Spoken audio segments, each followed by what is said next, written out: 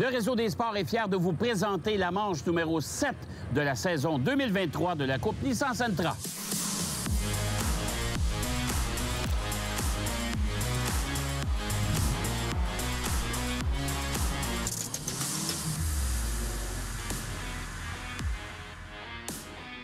Alors, bienvenue au circuit ICAR pour la deuxième fois cette saison, en compagnie de Philippe Brasseur, bien sûr, du magazine Pole Position. Philippe, on fait un retour ici au circuit ICAR avec la série Pintaze et avec la série Super Production. Ça s'annonce, on annonçait du mauvais temps, mais on est encore chanceux, on a prié très fort et on a du beau temps. Alors, pour cette septième manche. Absolument, Jacques. Cette septième manche de la saison 2023, donc retour au complexe ICAR. On y était venu précédemment pour les courses 3 et 4 dans le cadre du Grand Prix Nissan. On est de retour. On sait que lors du Grand Prix Nissan, Simon Charbonneau a remporté les deux courses. Il s'est qualifié en pole position aujourd'hui, mais on sait aussi qu'ici, au complexe ICAR, on est sur une surface en béton, contrairement à l'asphalte des autres pistes, et c'est habituellement assez animé. Donc, je m'attends à beaucoup d'action dans cette épreuve. C'est loin de pouvoir dire que la course ou la victoire est déjà annoncée à un pilote en particulier, ça c'est certain. Non, tout à fait, parce qu'on se bagarre très fort à l'arrière. Il y a toujours Alexandre Fortin qui bataille lui aussi pour le championnat. Il y a Nicolas Barrette, il y a Valérie Limoges, la championne de l'an dernier. Alors, ça fait beaucoup de monde aux avant-postes. Oui, et on a vu justement lors des dernières émissions avec le Grand Prix de Trois-Rivières que Valérie Limoges est revenue véritablement aux avant-postes. Et Valérie Limoges, on sait qu'elle était championne l'année dernière, mais elle court toujours après une première victoire depuis 2021. Est-ce que ce sera aujourd'hui? Est-ce que ce sera ici au complexe ICAR? Moi, je la vois quand même très, très bien positionnée. Elle va partir seulement de la 5e position, mais ça ne veut pas dire grand-chose ici. Elle a une bonne voiture, elle a un bon coup de volant, ça on le sait parce que c'est une championne, mais il reste que malgré tout, elle connaît bien le circuit aussi. Alors, on verra ce que ça va donner. Alors maintenant, je vous cède la place au spectacle pour cette course numéro 7 de la saison 2023. Alors, le départ va être donné, mon cher ami, ici du côté de ICAR, deuxième présence cette année. Tout de suite, c'est Simon Charbonneau qui en impose devant Alexandre Fortin et devant Daniel Fortin et Alexandre Fortin qui se retrouvent de l'autre côté. Alors, quand même étonnant que père et fils aussi se retrouvent en si bonne position pour une épreuve. Absolument, Jacques. Très belle qualification de Daniel Fortin, il faut vraiment le souligner. Pendant qu'on voit qu'il y a tout de suite eu un contact avec Marie-Soleil Labelle, c'est vraiment dommage parce que déjà à Trois-Rivières, elle avait été la victime d'un accrochage en début de course. Là, elle est repartie. Est-ce qu'elle va pouvoir continuer l'épreuve? On lui souhaite évidemment Marie-Soleil Labelle qui a fait de très, très beaux progrès cette saison au volant de la Sentra. Tout à fait. Marie-Soleil Labelle qui avait commencé, débuté en Micra après une saison de karting. On la promettait d'ailleurs un bel avenir et depuis ce temps, Marie-Soleil, tu as tout à fait raison, a très bien progressé. Et en soulignant, Jacques, on voit encore quelques pilotes, comme c'était le cas de Daniel Fortin, qui utilisent leurs essuie-glaces parce qu'on est sur un revêtement encore assez humide. Il a plu en début de journée ici au complexe ICAR à Mirabel. On sait que c'est le site de l'aéroport international Montréal-Mirabel, donc c'est très venteux. Ça devrait permettre à ce que la piste sèche assez vite, mais c'est du béton. Donc c'est vrai que les pilotes doivent composer avec cet élément pendant qu'on voit Valérie Limoges, là, qui est un petit peu prise dans le peloton. Pour l'instant, donc toujours Simon Charbonneau, qui, rappelons-le, avait remporté les deux courses ici au complexe ICAR au mois de juillet dans le cadre du Grand Prix Nissan. Donc Simon Charbonneau, large favori pour cette épreuve. Pendant qu'on a aperçu une Micra qui semblait passablement endommagée, qui devra faire une entrée au puits, évidemment. Alors, pour l'instant, Simon Charbonneau mène devant Valérie Limoges. Éric Chaput aussi qui fait un retour en compétition cette année en Coupe Sentra pour cette épreuve, justement, pour cette première épreuve. Et on a vu Simon Vincent sur deux roues, la trajectoire rallye pour Simon Vincent passer sur le vibreur. Donc, Simon Vincent, effectivement, qui en est à ses débuts avec cette Sentra. Il a déjà roulé 2 fois en Sentra, mais là, il a acheté la voiture de Paul Dargy. Oui, tout à fait. Je pense qu'il apprécie, en tout cas jusqu'à présent, cette expérience en Coupe Sentra. On va aller faire une courte pause et on sera de retour au circuit ICAR de Mirabel.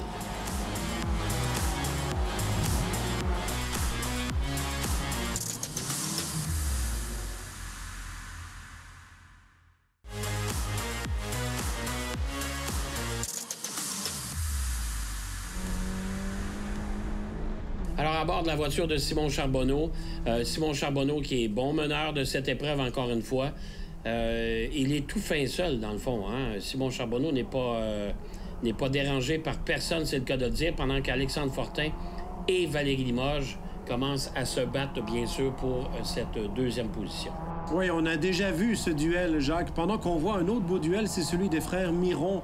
Mathieu dans la 191, Nicolas dans la 192 face à Simon Vincent. Pour l'instant, en tout cas, c'est vraiment la bataille avec aussi Sylvain Ouellette. On est à bord avec Sylvain Ouellette. C'est vraiment la bataille à surveiller en ce début de course-là. Simon Vincent, donc, on l'a dit juste avant la pause, qui pilote la Sentra avec laquelle... Oh! Wow! Il l'a récupéré! Oui, il a récupéré. Matt Miron qui a réussi à bien récupérer sa voiture.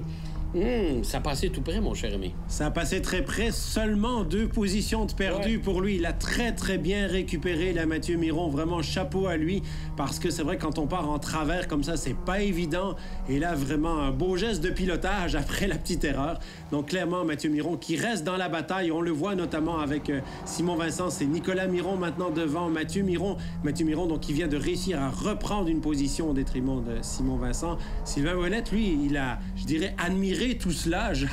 Oui. Il n'a pas gagné de position, mais quand même, Sylvain Ouellette, compte tenu de son expérience. On voit aussi Éric Chaput, là, qui gagne une place au détriment d'André Lapointe, 2 pilotes qui se connaissent très, très bien. Oui, Éric Chaput, qui a un excellent coup de volant, d'ailleurs, qui avait terminé l'an dernier juste derrière Valérie Limoges à la dernière épreuve de Tremblant. Alors, Éric Chaput, qui a quand même beaucoup d'expérience pendant qu'on voit les voitures de Valérie Limoges et d'Alexandre Fortin qui continuent à se battre, bien sûr, pour des positions sur le podium. Et toujours Valérie Limoges qui a réussi à prendre un tout petit peu d'avance sur Alexandre Fortin pour l'instant, donc elle préserve sa 2e place, tandis qu'en tête de la course, évidemment, Simon Charbonneau, pour lui, eh bien, on peut dire tout va bien. Pour l'instant, il répète un peu le scénario de la première épreuve ou des 2 premières épreuves ici au complexe Icare du mois de juillet. Donc c'est vrai que ça se passe bien, mais vraiment ce qu'il faut suivre pour l'instant, c'est cette bataille qu'on voit à bord. En spectateur privilégié, Sylvain Ouellette, là, qui voit donc la bataille de Simon Vincent avec les frères Miron. Oui, Simon Vincent qui se débrouille très bien. On voit que l'expérience du rallye en a profité, malgré que c'est tout à fait différent, bien sûr, le circuit routier. Maintenant, à bord de la voiture de Simon Charbonneau. Simon Charbonneau qui maintient le cap, qui est toujours tout fin seul. C'est quand même plus reposant pour lui, c'est le cas de le dire, là. Ben, en tout cas, pour l'instant, c'est une domination qui est parfaite. On voit Simon Charbonneau qui ne prend pas de risque, n'est pas allé trop sur les vibreurs au tour précédent. Donc, c'est certain que pour l'instant, lui, tout va bien. Je dirais il y a 3 secondes d'avance. Pendant qu'on voit en Mortaise Nicolas Lévesque, là, qui est encore une fois l'un des candidats à la victoire dans la classe Micra. Nicolas Lévesque, il faut le souligner, Jacques, c'est un pilote qui a débuté seulement au circuit Mont-Tremblant lors de la Classique d'automne la saison dernière. Il fait la saison complète en classe Micra cette année. Il pilote extrêmement bien et apprend extrêmement vite aussi. C'est assurément un des pilotes les plus prometteurs dans la série. Nous sommes de retour, bien sûr, à bord de la voiture de Simon Charbonneau, qui est toujours meneur pratiquement seul de cette épreuve. Et toujours cette bataille avec Sylvain Ouellette, André Lapointe, les frères Miron. Vraiment, c'est beaucoup d'action. Quand on vient de le voir justement sur le pare-brise de Sylvain Ouellette, quand on sort de la trajectoire, on est tout de suite sur une surface déjà un peu plus mouillée. Donc c'est vrai que pour les pilotes, c'est tentant d'aller un peu hors trajectoire, mais ils ne peuvent pas vraiment se le permettre. Sylvain Ouellette qui gagne une place au détriment d'André Lapointe. Et il faut faire attention au circuit Icare, les vibreurs justement sont très agressifs. Et ça peut soit causer des dommages à la voiture. Pendant qu'on sait maintenant, Benoît Gagnon serait sur le côté de la piste. Des problèmes en vue pour la voiture de Benoît Gagnon, peut-être.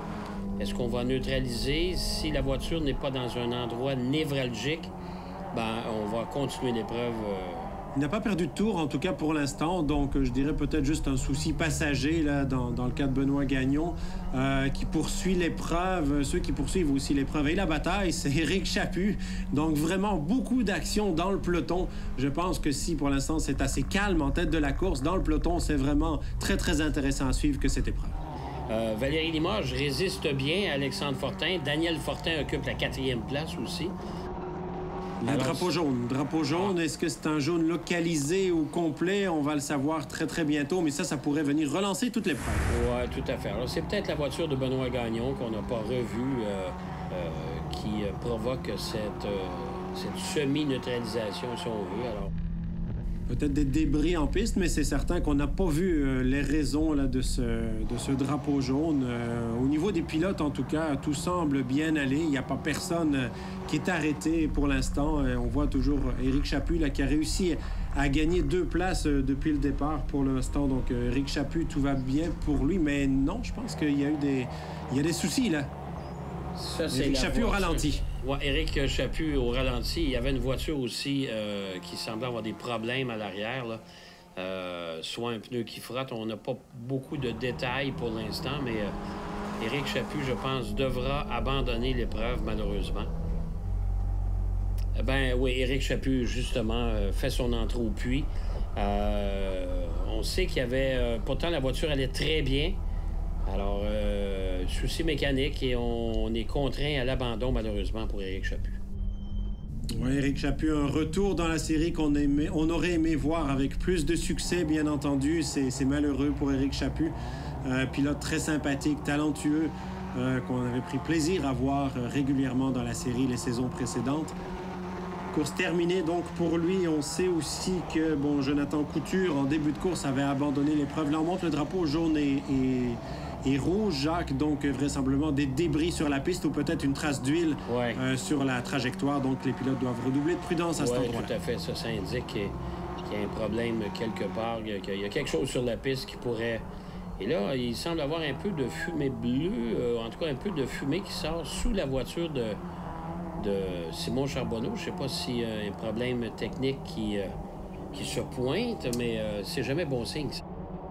Non, on sait que la veille, hier aux qualifications, il y a eu des petits soucis de frein avec sa voiture. Ça semblait pas être le cas en début de course parce qu'il a pris beaucoup d'avance. Est-ce qu'il commence à éprouver des problèmes? Là, on va suivre ça dans les prochains instants. Pendant que dans le cas de Simon Vincent, la bataille se poursuit. On vise évidemment, ce sont des pilotes qui se battent autour de la 6, 7, 8e position. Pour Simon Vincent, il avait fait 2 top 5. Pendant qu'on voit la voiture de Christian Thibault qui est arrêtée là en bord de piste. Sortie de route ou souci mécanique là, pour Christian Thibault avec la 46. Mais il manque un pare-choc, en tout cas, ça c'est sûr. Le pare-choc arrière a disparu. Pendant qu'on a vu la voiture de tête qui prend la piste, on va en profiter pour aller faire une courte pause et on sera de retour au circuit Icar du côté de Mirabel.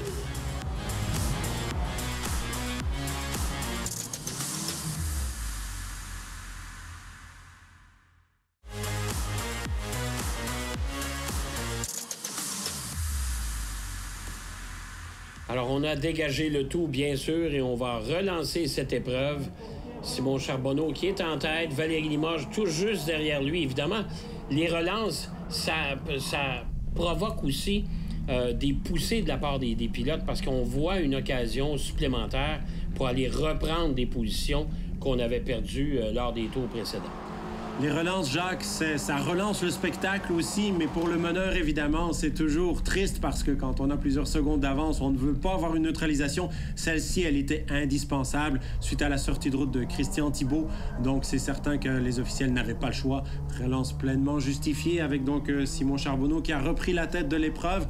Voyons voir s'il aura peut-être des soucis de frein pour la fin de la course. Pour l'instant, en tout cas, Valérie Limoges est en 2e place. Simon Charbonneau qui n'a pas semblé être capable de prendre tout de suite ses distances comme on l'avait vu lors de la précédente relance. Oui, tout à fait. Alors, Valérie Limoges qui, avec les Fortin, fils et père, sont pas loin derrière. Alors, évidemment, Simon Charbonneau a perdu toute cette avance. Est-ce qu'il sera en mesure de recreuser cette avance qu'il avait au début? Ça, on verra. Pendant que Sylvain Ouellette continue à se battre à l'arrière avec les frères Miron, avec Simon Vincent.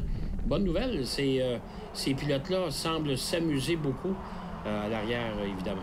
Et dans ce cas-là, on est à la lutte pour la 5e position entre tous ces pilotes. Donc, vraiment très intéressant de suivre cette bataille. On voit qu'il y en a qui vont un petit peu plus au large que d'autres. Donc, les trajectoires un peu différentes, justement, pour certains pilotes. Parce que, somme toute, les virages 1 et 2 à Icar, eh bien, ça fait vraiment un ovale. C'est le principe, justement. On l'a voulu comme ça. Mais par la suite, on vient vers le virage 3. Les virages 3 et 4 qui sont des virages à droite où il faut vraiment savoir plonger à l'intérieur, comme vient de le faire ici Sylvain Ouellette. Simon Vincent, lui, tout en arrière, n'a pas vraiment abdiqué. Là, c'est une très, très belle bataille entre tous ces pilotes. Ouais, pendant qu'on aperçoit la bataille entre les 2 frères Miron, justement, Mathieu Miron et Nicolas Miron. Mathieu Miron qui est un petit peu plus agressif Et là, on voit les voitures sur les fameux vibreurs. C'est ce qu'on mentionnait tantôt. Les vibreurs sont agressifs. Ils font mal à la voiture, c'est le cas de le dire. Oui, effectivement, ces vibreurs-là, traditionnellement, on n'en avait pas vraiment ici au complexe Icare, mais on pouvait dire, voilà, les pilotes allaient un peu en dehors de la trajectoire, et là, c'est le cas de Simon Charbonneau. C'est pas le genre d'erreur de pilotage auquel il nous a habitués, donc clairement, je pense que c'est des soucis de frein pour Simon Charbonneau. Oui, tout à fait. J'ai l'impression qu'il y a quelque chose qui se passe sous la voiture. On va aller faire une pause. On va découvrir par la suite ce qui se passe justement avec nos moteurs.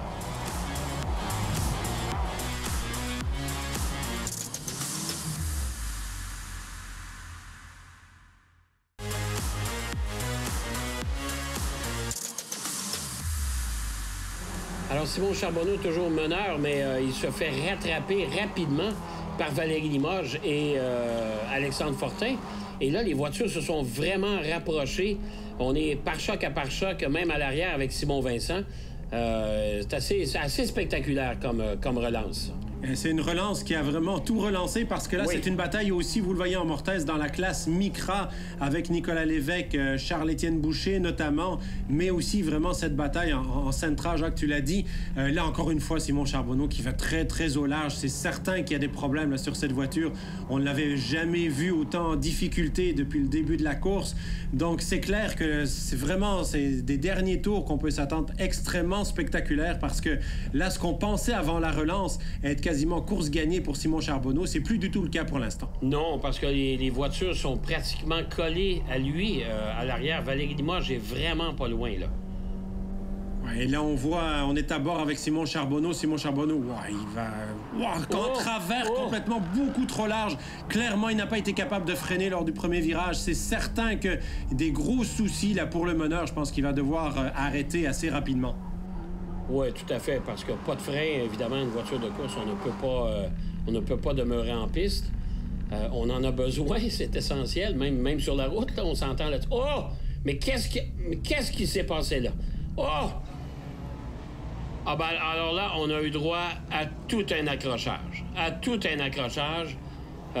Simon Charbonneau qui a tout simplement quitté la ligne de course, qui a traversé l'échappatoire, qui a traversé à l'intérieur du virage. C'est certain qu'il va falloir arrêter cette épreuve-là avec les deux voitures qui sont sur le talus. On a vu Valérie Limoges sortir très rapidement de sa voiture, donc pilote indemne. On va voir pour Simon Charbonneau, les voitures sont quand même très solides. On n'est pas inquiet de la santé du pilote. Mais c'est clair, Jacques, qu'il est allé complètement à l'intérieur de la trajectoire parce qu'il n'avait plus du tout de frein. Mais on le voyait, je veux dire qu'on le voyait depuis quelques tours que cette voiture commençait clairement à manquer de frein. Donc là, c'est certain qu'il y avait plus d'autres options. C'est encore plus malheureux pour Valérie Limoges qui, elle, est la victime totalement innocente de cet incident-là. Oui, tout à fait. Et je vais me permettre d'être l'avocat du diable, mais heureusement que Valérie était là. Parce que si Simon Charbonneau n'avait pas eu de voiture pour le ralentir, ça aurait pu quand même finir de façon beaucoup plus dramatique, là. Ah, c'est certain qu'il était à pleine vitesse. C'est toujours facile de juger, évidemment, vu de l'extérieur. Là, on voit Simon Charbonneau qui sort de sa voiture. Même si l'ambulance est là, clairement, on voit que le pilote est indemne. Donc, on a arrêté l'épreuve. Et dans ce cas-là, eh bien, qu'est-ce qu'on fait, bien entendu, quand il y a drapeau rouge? C'est la procédure réglementaire. On donne les positions au tour précédent. À ce moment-là, Simon Charbonneau avait passé la ligne de départ arrivée en tête. Il est exclu, bien entendu, pour le contact qu'il a provoqué avec Valérie Limoges, ce qui fait que Valérie Limoges est déclarée victorieuse de cette épreuve devant Alexandre Fortin, Daniel Fortin qui monte sur le podium en 3e position devant Nicolas Barrette, et puis la bataille des fous furieux a tourné à l'avantage de Mathieu Miron, 5e, devant Nicolas Miron, Sylvain Ouellette, Simon Vincent, André Lapointe et Jean Audette qui complètent le top 10, tandis que du côté de la classe Micra, eh bien, la victoire revient à Nicolas Lévesque devant Charles-Étienne Boucher et Raphaël Saint-Pierre.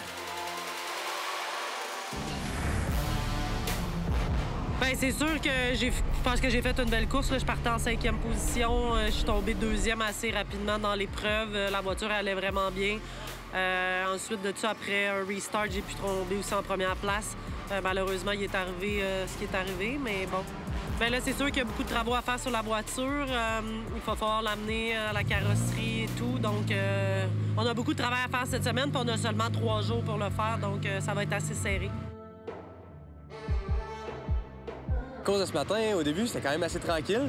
J'essayais de garder le pace avec Val, mais elle était quand même vite. J'ai même essayé de l'attaquer, mais elle a bien positionné sa voiture, puis j'ai pas des gars à passer. J'aurais aimé ça finir sur le vert, puis... mais quand même assez satisfait du résultat, on repart avec quand même pas mal de points. Excitant, toujours, quand tu cours avec ton garçon. Puis, c'est un feeling d'adrénaline pure, mais c'était particulier parce que c'est un feeling de prudence en même temps. Tu sais, t'es toujours peur là-dedans. Là. Ouais. Fait que, tu sais, probablement que il y a des gestes que j'aurais peut-être essayé, puis à cause c'était mon garçon, je les ai pas faits. L'excitation que ça procure, c'est débile mental. La fierté aussi. La fierté de voir que tout ce que j'ai montré à mon garçon depuis l'âge de 5 ans en course, que moi j'avais acquis, bien là, de le mettre sur une piste. Puis aujourd'hui, je suis très honnête, c'est lui qui m'aide.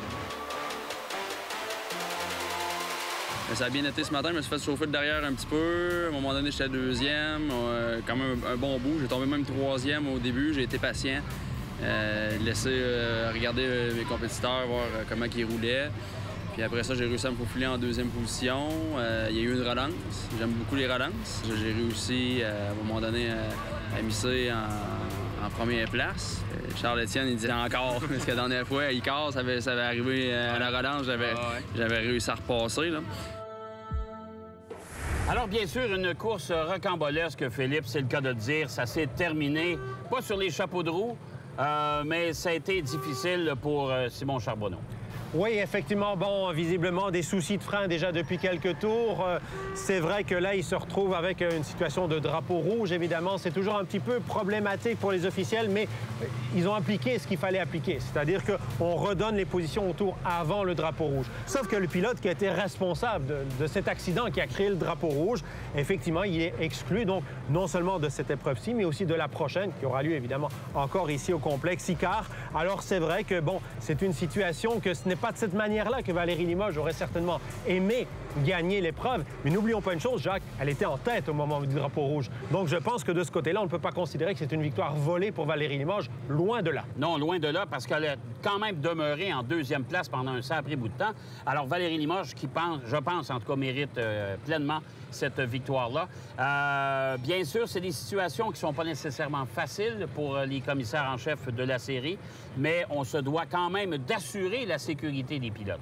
Oui, puis ce qu'il faut se réjouir, c'est que personne n'a été blessé dans l'incident. Qu'on arrête une course dans ces conditions-là, pour moi, c'est tout à fait logique. On voit parfois dans des épreuves NASCAR des neutralisations qu'on se demande « Ah ben il y avait un débris sur la piste juste pour redonner du spectacle en fin de course. » On n'était pas du tout dans cette logique-là. On l'a vu justement sur toutes les images qu'on vient de vous montrer. C'est clair que c'est un incident qui justifiait l'arrêt de la course, même si on n'aime jamais que ça finisse de cette manière-là, bien entendu. Tout à fait. Alors, on va espérer que la semaine prochaine, pour l'événement numéro 8, on aura une situation un petit peu plus tranquille, quand même avec un spectacle relevé. Et c'est un rendez-vous qu'on vous donne la semaine prochaine, ici même, au circuit Icare, pour la manche numéro 8 de cette saison 2023 de la Coupe Nissan Sentra.